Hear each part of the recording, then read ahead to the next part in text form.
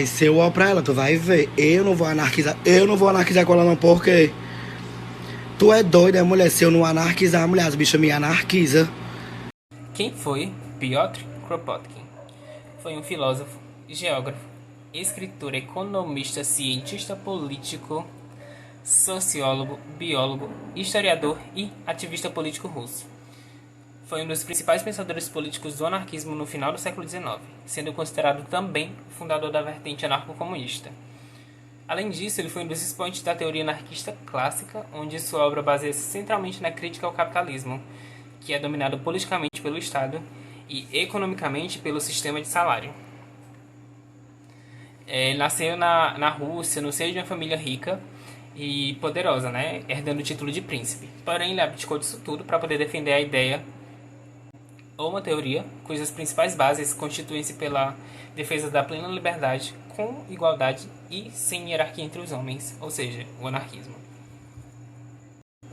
Ao falar de ética e moral, Kropotkin conceitua a ética de ajuda mútua, que se baseou em duas linhas de pensamento. A primeira é a ideia de justiça social de Rousseau, e para quem não sabe que ideia é essa, é onde ele começou a conceituar o contrato social.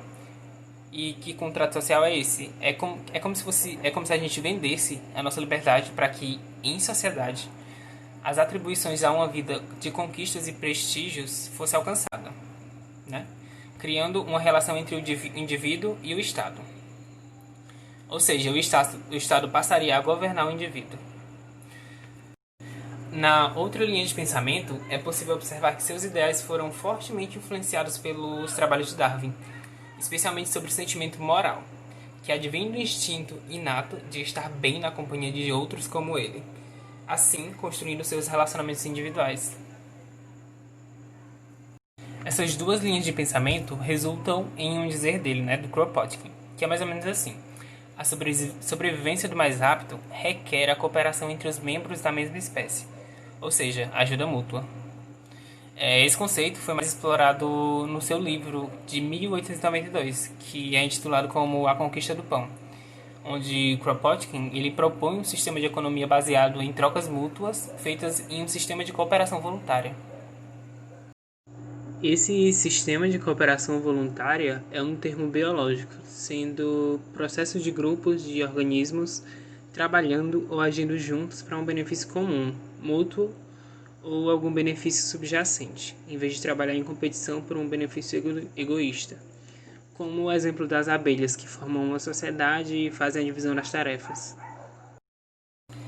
Ele acreditava em uma sociedade social, cultural e industrialmente desenvolvida o suficiente para produzir todos os bens e serviços de que necessita. Não haveria obstáculos, como a distribuição preferencial, preço ou troca monetária, para impedir que todos levassem o que precisam do produto social. Ele apoiou também a eventual abolição do dinheiro ou moedas de troca por bens e serviços. O foco de Kropotkin na produção local levou à sua visão de que um país deve se esforçar para a autossuficiência, que é outro termo que ele cita, que fala que fabricar seus próprios bens e cultivar seus próprios alimentos diminuiria a dependência das importações. E para isso, ele defendeu bem especificamente a irrigação e estufas para aumentar a produção local de alimentos. E, por fim, chegamos à justiça e à liberdade. Através de uma escrita elegante e ao mesmo tempo didática, objetiva e extremamente radical, ele propagou a defesa da plena liberdade, da igualdade e do autogoverno. A ideia contra os elementos autoritários, sustentadores de hierarquias e desigualdades, era a que, advinda do pensamento anarquista, sustentava o conceito de liberdade. E para falar de justiça, Kropotkin diz assim, em um trecho de Vingança Organizada, chamada Justiça. Este é um texto dele. A chamada justiça é uma sobrevivência de uma servidão passada, baseada no interesse das classes privilegiadas, no direito romano e nas ideias da vingança divina. Na história da sociedade, a organização da vingança sob o nome da justiça é concomitante ao Estado. Eles implicam um ao outro, eles nasceram juntos, floresceram juntos e estão condenados a morrer juntos. A ideia de justiça, para ele, é a retaliação contra os indivíduos em consequência a uma ação contra o Estado.